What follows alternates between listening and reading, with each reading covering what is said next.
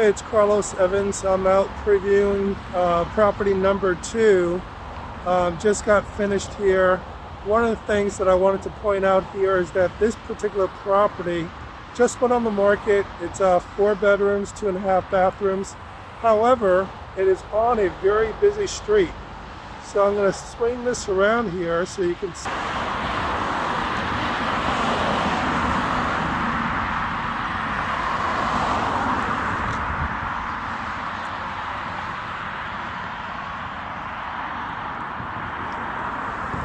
So it's a nice property, however, I don't think it's going to be a good fit for my clients because of the busy street.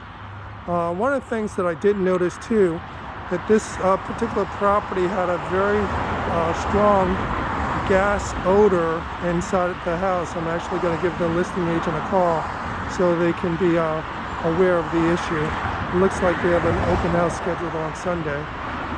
Again, you can't actually get this information by actually previewing properties by looking at homes on the MLS.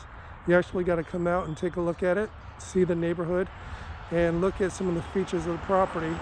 Again, just out working for my clients. So let me know if you have any questions and feel free to reach out to me. Thanks.